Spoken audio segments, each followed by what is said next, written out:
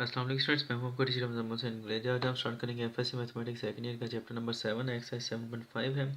नीचे मैंने अपना WhatsApp number, Viber number, email address, अपनी वेबसाइट का एड्रेस, यूट्यूब चैनल का शॉर्ट यूआरएल, अपना फेसबुक पेज का आईडी, हर चीज़ लिख दी। अगर आपको कोई प्रॉब्लम हो तो मुझसे कॉन्टैक्ट कर सकते हैं।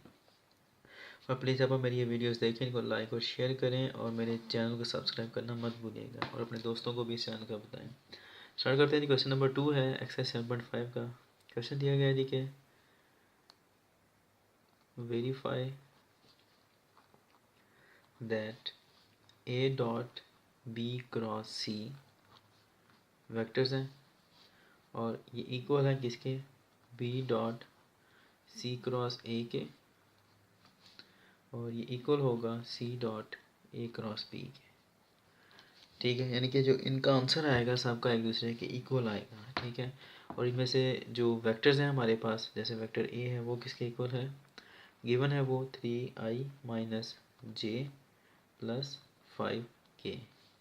बी वेक्टर है वो इक्वल है 4i plus 3j minus 2k के, और सी वेक्टर जो आता है वो इक्वल है 2i plus 5j plus k के इक्वल आता है।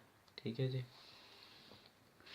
अब हमने फाइंड करनी है ये तीनों चीज़ें, तो हम इनको सेपरेटली फाइंड आउट करेंगे और देखेंगे इनका आंसर इक्वल आता है। अगर वो इक्वल आता है तो इसका मतलब है कि ये तीनों चीज़ें एक दूसरे के, तीनों प्रोडक्ट्स एक दूसरे के इक्वल हैं। तो स्टार्ट करते हैं सबसे पहले इस पहले वाले से। क्या है जी, ए डॉट बी क्रॉस सी है। डिटर्मिनेट किसका इक्वल आएगा जी, ये R1 ए जो है ये फर्स्ट रो को रिप्रेजेंट करता है, बी वेक्टर जो है सेकंड रो को, और सी जो है थर्ड रो को रिप्रेजेंट करता है। तो ए में क्या आएगा, सबसे पहले यहाँ पर लिख लेते हैं ऊपर आई जे एंड के। आई वाला, अच्छा सबसे पहले क्या आता है, ए वेक्टर ए के अंदर क्या आ रही है, तीन आ रहे हैं हमारे पास उसके क्या नाम है, कंपोनेंट्स। आई कंपोनेंट जो आता है उसका जो मैग्नीट्यूड है वो कितना है, 3। जे वाले का कितना है, कुछ नहीं लिखा है, जे के साथ तो 1 लिखा हुआ है, साफ सारा 1 आएगा, लेकिन साथ में माइनस साइन भी लिखा है तो माइनस भी साथ ही आएगा। के का कितना आ रहा है साथ में, मैग्नीट्यूड 5। ये वेक्टर ए जो था वो लिख दिया हमने। वेक्टर बी के लिए क्या आएगा हमारे पास, सेकंड रो, फर्स्ट रो ये वाली है, सेकंड रो अब यहाँ पर आएगी। ठीक है, ये आई जे के इसका हिस्सा नहीं है, ये सिर्फ आपके आसानी के लिए लिखा है कि पहला आई को रिप्रेजेंट करता है, दूसरा जे को, और तीसरा के को रिप्रेजेंट करता है। वेक्टर बी ये लिखा हुआ है। जो आई आ रहा है हमारे पास कंपोनेंट, उसका मैग्नीट्यूड कितना आ रहा है, 4। जे वाले का मैग्नीट्यूड कितना आ रहा है, 3। के वाले का कितना आ रहा है, -2 आ रहा है, तो -2 लिखा जाएगा। अब उसके बाद तीसरी रो जो आती है, तीसरा वेक्टर जो है जो तीसरी रो को रिप्रेजेंट करता है, सी है, इसको भी ऐसे लिखना है हमने। आई के साथ क्या आ रहा है, 2। जे कंपोनेंट के साथ क्या आ रहा है, उसका मैग्नीट्यूड 5 है, और के साथ कुछ नहीं लिखा तो क्या आएगा, सिर्फ 1। ये मैंने आपको बताया था कि डिटर्मिनेंट को इवैल्यूएट करने का तरीका क्या होता है कि हम किसी भी एक रो को या किसी भी एक कॉलम को हम क्या करते हैं, एक्सपेंड करते हैं। जब उसको एक्सपेंड करते हैं तो उसका जो आंसर आएगा वो हमारी क्या होगा, उसकी इवैल्यूएशन होती है। बेसिकली हमने इसको इवैल्यूएट किया, उसकी वैल्यू फाइंड आउट की है। ठीक है, तो करते हैं स्टार्ट। सपोज कर लेते हैं जी, यहाँ पर हम एक्सपेंडिंग R1 से रिप्रेजेंट कर लेते हैं। स्टार्ट कर लेते हैं एक्सपेंडिंग R1 को ले लेते हैं। आप R1 भी कर सकते हैं एक्सपेंड, R2 भी कर सकते हैं, R3 भी कर सकते हैं। सेम इस तरह C1 भी कर सकते हैं, C2 भी, और C3 भी कर सकते हैं। कोई भी चीज़ करेंगे आंसर सेम ही आएगा।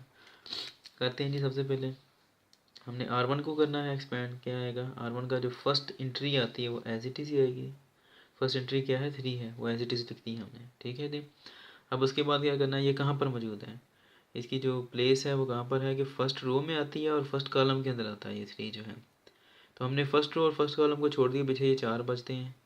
ऊपर वाले को नीचे वाले से मल्टीप्लाई कर दें, नीचे वाले को ऊपर वाले से। 3 ज़रब 1 3, फिर माइनस साइन लाजमी आना है, समझ लें कि ये फार्मूले के अंदर है। 5 ज़रब 2 10, लेकिन माइनस आता है साथ में तो -10 आ जाएगा।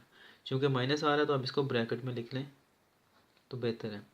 अब पहले वाले के साथ तो प्लस आ गया, पहली एंट्री 3 थी उसके साथ प्लस आता है, दूसरी एंट्री जो मर्जी हो, हमने यहाँ पर क्या लिखना है, माइनस, और एंट्री क्या आ रही है हमारे पास, -1, तो ये -1 लिख दिया। अब उसके बाद क्या करना है, हमने फर्स्ट रो कहाँ पर मौजूद है, ये फर्स्ट रो और सेकंड कॉलम में मौजूद है, तो हमने फर्स्ट और सेकंड कॉलम को छोड़ दिया। 4 को 1 से ज़रब दे देनी है, 2 को 2 से ज़रब दे देनी है। 4 ज़रब 1 4। फिर जैसे यहाँ पर मैंने बताया था कि लाजमी तौर पर माइनस आना है, इस तरह यहाँ पर भी लाजमी तौर पर माइनस आना है। फिर 2 ज़रब 2 4, साथ में माइनस आ रहा है तो क्या आएगा, -4 आएगा। इसके साथ प्लस आया था, देखें दूसरी वाले के साथ माइनस आया, फिर तीसरी वाले के साथ फिर क्या आएगा, प्लस आएगा। 5 लिखा हुआ है तो 5 लिख दिया हमने। कहाँ पर मौजूद है ये 5? फर्स्ट रो और थर्ड कॉलम के अंदर। हमने फर्स्ट रो और थर्ड कॉलम को छोड़ दिया, पीछे ये 4 एंट्रीज बचती हैं। हमने वैसे ही करना है, ऊपर वाले को नीचे वाले से, नीचे वाले को ऊपर वाले से मल्टीप्लाई कर दें। 4 5 20 होता है। फिर माइनस लाजमी आना है, जैसे यहाँ पर आया, यहाँ पर आया, इसलिए यहाँ पर भी आएगा। 3 ज़रब 2 कितने होते हैं जी? 6। तो ये 6 लिख दिया। हल कर लें ब्रैकेट्स को, माइनस माइनस प्लस होते हैं और 10 आ गया। फिर ये माइनस माइनस क्या होते हैं, प्लस 1 लिख दिया।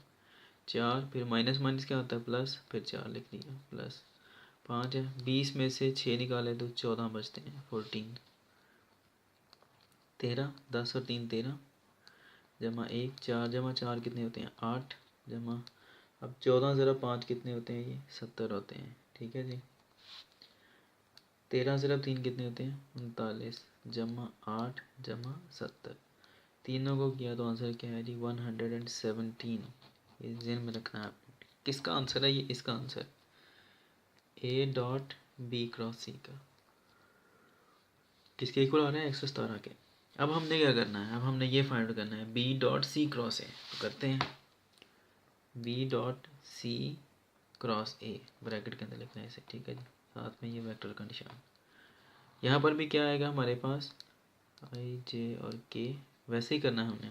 बी से मुराद क्या है हमारे पास, फर्स्ट रो। सी से मुराद दूसरा आ रहा है वेक्टर, सेकंड रो। ए आ रहा है उसके बाद तीसरे नंबर पर, तो इसका मतलब थर्ड रो। तो बी क्या आता है हमारे पास, 4। आई के साथ आ रहा है, जे के साथ क्या आ रहा है, 3। लिख देते हैं 4 और 3। तो इसके बाद के साथ क्या आ रहा है हमारे पास, बी में -2 आता है। तो के की जगह यहाँ पर क्या लिख देना, नीचे -2। अब उसके बाद सी दूसरे वेक्टर को दूसरी रो को रिप्रेजेंट करता है। तो यहाँ पर लिखना है, अब हमने सी लिखना है याद से। सी ये वाला है जी, 2 5 और के साथ क्या आ रहा है, 1 2 5 1, 2 5 और 1 लिख दिया। अब उसके बाद सी तीसरा रो जो होती है वो ए है, लिख लेते हैं ए की वैल्यूज़। 3 है, यहाँ पर -1 है और फिर 5 है। 3 -1 और 5 आ गया। इसके साथ भी सेम यही काम करना है, एक्सपेंड कर दें R1 को, क्या आएगा जी। तो जिस तरह अभी हम ऊपर करके हटे हैं वैसे यहाँ पर करना है, एक्सपेंड करना है R1 को। तो क्या आएगा, ये जो हमारे पास फर्स्ट एलिमेंट आ रहा है R1 का, उसको हमने सबसे पहले लिख देना है। उसके बाद कहाँ पर ये आ रहा है, ये फर्स्ट रो में और फर्स्ट कॉलम के अंदर आ रहा है। तो हमने फर्स्ट रो और फर्स्ट कॉलम को छोड़ देना, बाकी ये 4 बचती हैं हमारे पास एलिमेंट्स। इनको हमने आपस में मल्टीप्लाई करना है। किस तरह, ऊपर वाले को नीचे वाले से और नीचे वाले को ऊपर वाले से मल्टीप्लाई करना है। तो 5 ज़रा 5 कितने होते हैं, 25। फिर माइनस लाजमी आना है। 1 ज़रा 1 कितना होता है, 1, लेकिन चूँकि यहाँ पर माइनस आ रहा है तो -1 लिख दिया। पहला एलिमेंट जो होगा उसके साथ प्लस आएगा, 4 प्लस का आ रहा है। फिर उसके बाद दूसरे के साथ लाजमी तौर पर माइनस आना है, हर बार ऐसे ही होना है। ठीक है जी। उसके बाद ये कहाँ पर आ रहा है, फर्स्ट रो और सेकंड कॉलम में आ रहा है। हमने फर्स्ट रो और सेकंड कॉलम को छोड़ देना है, बाकी पीछे ये 4 बचते हैं। अब इसको इससे मल्टीप्लाई कर देना है। 2 ज़रा 5 कितने होते हैं, 10। फिर माइनस लाजमी आना है, जैसे यहाँ पर माइनस है इस तरह यहाँ पर माइनस आएगा। फिर अब ये और ये बचा है, 3 ज़रा 1 3, यहाँ प्लस है, यहाँ माइनस, और फिर क्या आएगा, प्लस आएगा। लेकिन यहाँ पर क्या आ रहा है, अब थर्ड जो एंट्री आती है उसके साथ क्या आ रहा है, यहाँ पर -2। तो यहाँ पर हमने -2 को फिर ब्रैकेट में लिखना है। तो अब है कहाँ पर ये -2, ये फर्स्ट रो और थर्ड कॉलम के अंदर मौजूद है। तो हमने फर्स्ट रो और थर्ड कॉलम को छोड़ दिया, पीछे ये 4 एंट्रीज बचती हैं। तो हमने मल्टीप्लाई कर देना है, 2 ज़रा 1 2, लेकिन -2। ठीक है जी। फिर माइनस लाजमी आना है, जैसे यहाँ पर माइनस लाजमी है, यहाँ पर लाजमी है, इस तरह यहाँ पर भी लाजमी आएगा। उसके बाद इसको छोड़ दिया था, अब ये 4 बचे थे, इन दोनों को मल्टीप्लाई कर दिया। तो अब किसको करना है, 3 ज़रा 5 कितने आते हैं, 15। 4 आ गया, 25। माइनस माइनस क्या होता है, प्लस और 1, -3। 10 में से 3 निकाले, पीछे कितने बचे जी, 7। प्लस माइनस -2, और ये कितना आएगा, -2 और -15। आपको पता है माइनस माइनस क्या होते हैं, प्लस, लेकिन साइन क्या लगता है, माइनस का। तो प्लस करने क्या आएगा, 15 और 2 17। ठीक है जी, 17 आ गया। अब इसको कर लेते हैं 4, 25 और 1 कितने आ गए जी, 26। -7 3 कितने होते हैं, 21 होते हैं। ठीक है जी। और यहाँ पर क्या आएगा, 17 2 आपको पता है 34 होते हैं, माइनस माइनस क्या हो जाएगा प्लस 34। अब 26 को 4 से ज़रा दें तो आंसर आता है 104। 104 माइनस 21 जमा 34, इन दोनों को जमा कर दें तो आंसर क्या आता है हमारे पास 138 माइनस 21, इन दोनों को माइनस कर दें तो आंसर क्या आता है 117। ये किसको सॉल्व कर रहे हैं हम, B dot C cross A को। इसका आंसर कितना आया 117, इसका भी कितना आया था 117। अब ये लास्ट बचता है हमारे पास ये वाला C dot A cross B. मैं नए पेज पे स्टार्ट करता हूँ, मैंने नए पेज पे स्टार्ट कर लिया और वेक्टर्स भी लिख लें साथ में प्रोडक्ट भी लिख लें। C dot A cross B किसके इक्वल आएगा जी हमारे पास, सबसे पहले यहाँ पर लिख लें आई जे और के, ठीक है जी। C1 किसको रिप्रेजेंट करता है, R1 को, ये R2 को, ये R3 को। C1 four C4 R1। अच्छा क्या लिखना है हमने, I का कंपोनेंट क्या आ रहा है 2 2 लिख दिया, J की जगह पर क्या आ रहा है 5 तो 5 लिख दिया, K के साथ कुछ नहीं है तो क्या आएगा सिर्फ +1। फिर इसके बाद अब A की बारी है, A से बाद क्या है R2, ठीक है यहाँ पर लिखते हैं बेशक R2 डॉट R3 और सॉरी R2 क्रॉस R3। ये सिर्फ मैं आपकी आसानी के लिए लिख रहा हूँ, अदरवाइज ये लिखने की कोई ज़रूरत नहीं है। ए से मुराद क्या R2, तो R2 अब R1 तो कंप्लीट हो गया, अब R2 लिखना है यहाँ पे, ठीक है सेकंड रो यानी कि ये क्या आएगा, आई के साथ क्या आ रहा है 3 तो आई की जगह पर क्या रख दिया 3, जे के साथ कुछ नहीं आ रहा तो 1 आ रहा है, इसका मतलब साथ में माइनस है तो -1 आएगा, के के साथ क्या आ रहा है 5 तो 5 लिख दिया। अब आती है बारी आखिरी वेक्टर की, ठीक है बी से मुराद क्या है R3, यहाँ पर लिखना है हमने, क्या आ रहा है आई के साथ क्या आ रहा है 4, जे के साथ क्या आ रहा है 3, के साथ आ रहा है -2, ठीक है जी। ये नीचे वेक्टर का निशान लगाना लाजमी है। अब एक्सपेंड करना है, मैंने आपको बताया R1 को कर दें R2 को, या C1 को, या C2 को, या C3 को, एक ही बात है। तो अपनी आसानी के लिए एक्सपेंडिंग R1 को ले लेते हैं, हर एक के अंदर वही लिया, कोई मसला नहीं है। कैसे करेंगे, सबसे पहले पहली एंट्री वैसे 2 आ रहा है, उसके बाद कहाँ पर मौजूद है ये फर्स्ट रो और फर्स्ट कॉलम के अंदर, तो इसको छोड़ दिए पीछे, ये 4 बचते हैं, 2 ज़रब 1 2, ये भी माइनस ये भी माइनस, माइनस माइनस प्लस होते हैं तो 2 ज़रब 1 2 +2, फिर माइनस लाजमी आना है, 5 3 15। यहाँ पर क्या आएगा प्लस, पहली एंट्री प्लस की, दूसरी किसकी होती है नेगेटिव की होती है, नेगेटिव लगा दिया, साथ में क्या आ रहा है 5 5 लिख दिया। अब उसके बाद कहाँ पर मौजूद है ये फर्स्ट रो और सेकंड कॉलम के अंदर।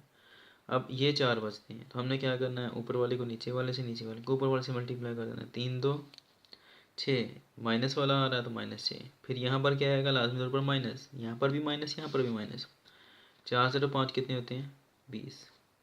फिर ये पहली प्लस की है, दूसरी माइनस की है, अब तीसरी एंट्री किसकी आएगी प्लस की आएगी।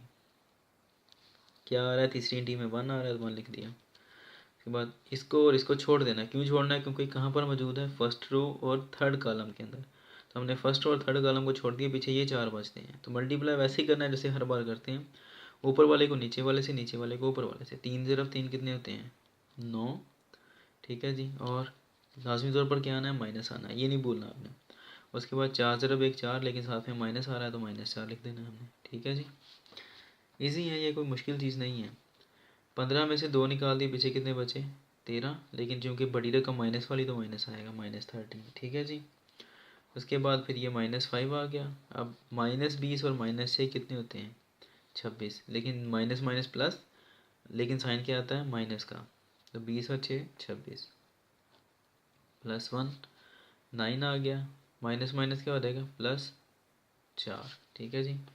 13 2 आपको पता है कितने थे 13 2 सॉरी 13 मल्टीप्लाइड बाई 2 कितने होते हैं -26, ये माइनस ये वाला आता है, ठीक है। यहाँ पर माइनस माइनस प्लस होगा, 26 ज़रब 5 कितने होते हैं 130, जमा 1 आ गया, और 9 और 4 कितने होते हैं 13, ठीक है जी। 13 ज़रब 1 13 ही होगा, लेकिन हम अब अगली लाइन में लिख लेते हैं तो ज़्यादा बेटर रहेगा।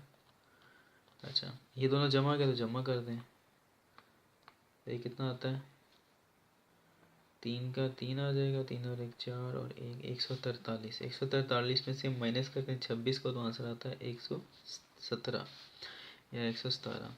क्या है जी ये C dot A cross B. अब गौर करें इसका आंसर भी क्या आ रहा है 117 और बाकी दोनों का भी क्या आया था 117 ही आया था।